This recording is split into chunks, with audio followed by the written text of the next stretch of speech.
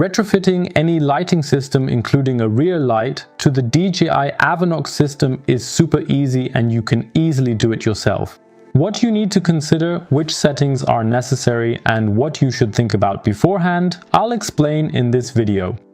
Even before you pull out your credit card and order a lighting system, you should first clarify what kind of lighting system you actually need.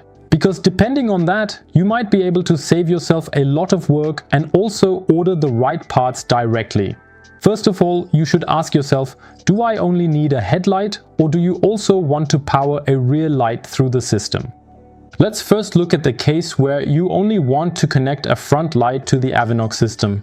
In this case, the easiest way is to simply go with the in-house Avinox headlight. This is quickly mounted on the stem or using a single arm bracket and connected to the display. I've linked a detailed video about this up here and in the video description. However, if for whatever reason you'd prefer to go with a different headlight than the Avinox, maybe because of a lower price or a design you like better, my tip would be to choose a headlight that uses this type of HIGO connector. Many major headlight specialists now use this connector, including Supernova, Lupine, but also Lightmove and Busch and Müller for their premium headlights.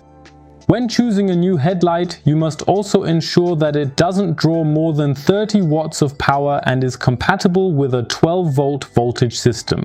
For this video, I've chosen the Supernova M99 Pro 2 headlight. Depending on the programming, it easily fits within the 30-watt limit and also creates a fantastic light pattern. Using the handlebar mount, it's installed in no time and can be easily connected to the port on the top tube display with the matching Avinox light cable. The mentioned HIGO connector is practical here, so it works with a simple plug connection. To do this, simply loosen the two screws from the display, remove the plug from the connector and connect it to the cable.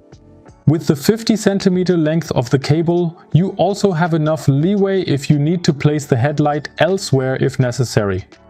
You can simply lay excess cables loosely in the frame. Just make sure that they are not bent too sharply. And that's really all it takes to retrofit a headlight to the Avinox system, even if it isn't Avinox's own original headlight.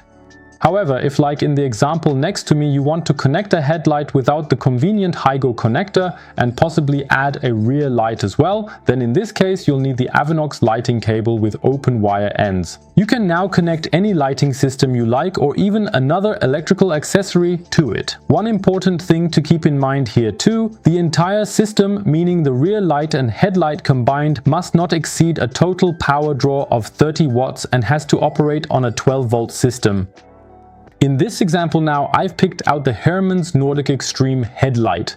This one requires a maximum of 16 watts of power on high beam, so that leaves us with plenty of extra power buffer for the rear light. For that, I'm using my personal favorite e-bike rear light, the Lightmove TSV. This one, as is common with many rear lights, also comes with an open wire end and uses less than 1 watt of power. To mount the rear light now, you first need to find a suitable spot on your e-bike. On my Amflow here, it wasn't quite that straightforward, as there are only a few openings in the frame where I can actually route the rear light cable out or feed it back in. I eventually found a suitable spot behind the motor, right where the brake hose is routed towards the rear. There's a small gap there that allowed me to feed the rear light cable through into the motor compartment. To route the rear light cable properly, there's simply no way around lowering the motor slightly. To do this, you can simply loosen the two motor bolts. It's enough to fully remove the front bolt and just loosen the rear one. You can then lift the motor slightly outward to create a bit more space.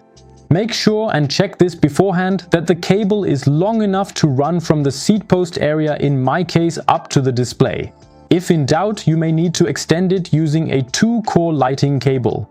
With a bit of binding wire, you can now start routing the rear light cable from the seat tube to the motor and eventually all the way through the frame and up to the display.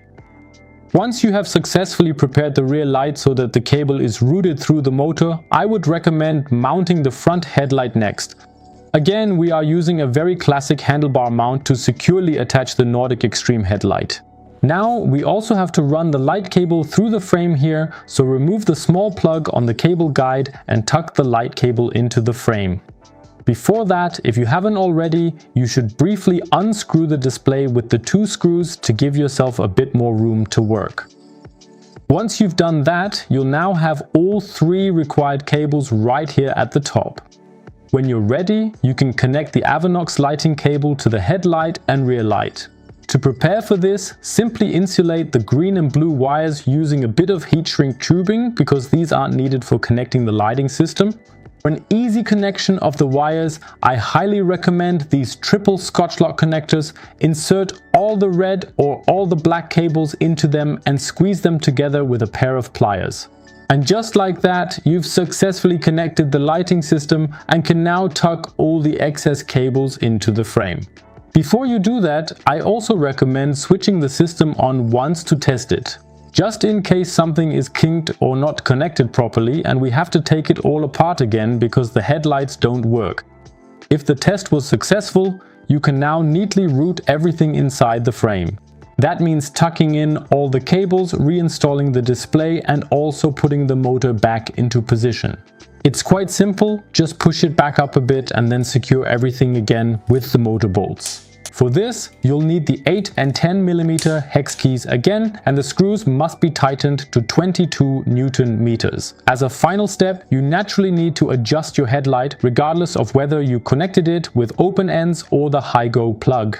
I've explained how to do that in detail without blinding oncoming traffic in this video. To operate your lighting system on the Avinox system, you can configure any button on your control unit.